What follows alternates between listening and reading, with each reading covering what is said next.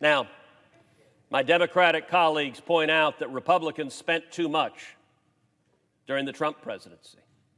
I agree. Much of that spending I voted against.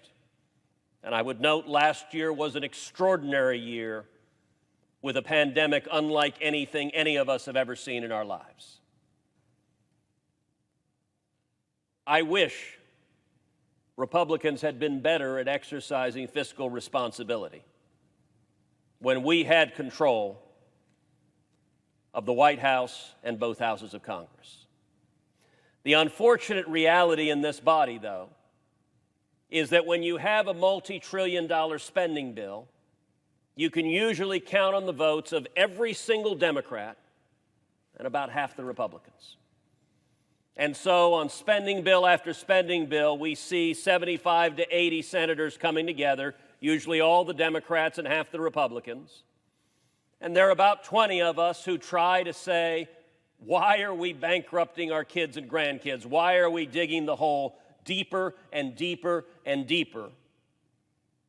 But that is, at least right now, a minority view in this body. But the fact that my party bears significant responsibility for the debt we have today is not to draw an equivalency between what's happened in the past and what is happening right now. Because, Mr. President, what Senate Democrats, what House Democrats, and what President Biden are doing now has no precedent in our nation's history. It is an order of magnitude different. Senate Democrats, House Democrats, and President Biden, if the spending proposals they have put forth pass, within a 12-month period, they will have spent $9.5 trillion. One of the problems people have at home is understanding big numbers.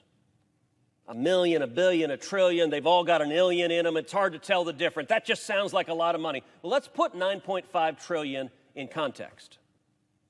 $9.5 trillion is more than twice what the United States spent to win World War II.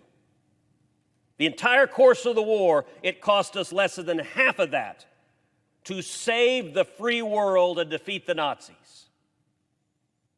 And Washington Democrats are trying to spend that in 12 months. It is wildly irresponsible. It is reckless. They are trying to accompany that with trillions of dollars of new taxes. If the Democrats get their way, every tax you can think of is going up. Individual income tax is going up. Corporate taxes are going up. Small business taxes are going up. Capital gains taxes are going up. The death tax is going up. Farmers are paying more in taxes. Ranchers are paying more in taxes. Small businesses are paying more in taxes. Working families are paying more in taxes.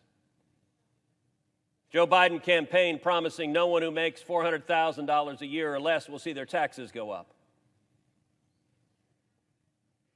That statement was a flat-out falsehood.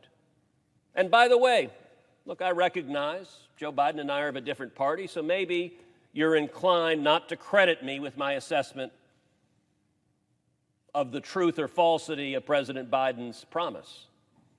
Well, if you don't take my word for it, take the Joint Committee on Taxation's word for it that analyzed the Democrats' tax program and found for roughly 80% of Americans, taxes either stayed the same or go up.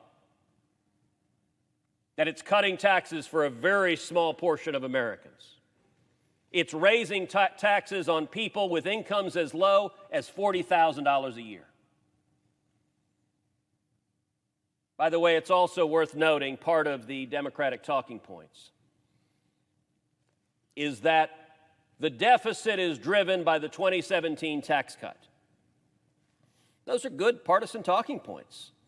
Those will get a round of applause in any Democratic gathering. Although I say that with all candor, Mr. President, I haven't been to very many Democratic gatherings. But I feel confident that is accurate, that Democrats like, yes, too many tax cuts. Before you're inclined just to believe that political rhetoric, however, you might at least pause to look at the facts, to look at the numbers. And the facts and numbers show that after we passed the 2017 tax cuts, cutting taxes on working families across this country, that we saw record prosperity, we saw the lowest unemployment in 50 years, we saw the lowest African American unemployment ever recorded, we saw the lowest Hispanic unemployment ever recorded, and we saw federal tax revenues go up. So the next time you hear a Democrat say the debt comes from the tax cut, it just ain't so. The next year, the Treasury got more money in taxes than it had the year before. So the Democratic narrative about tax cuts driving the debt is, to borrow a term from the current president, malarkey.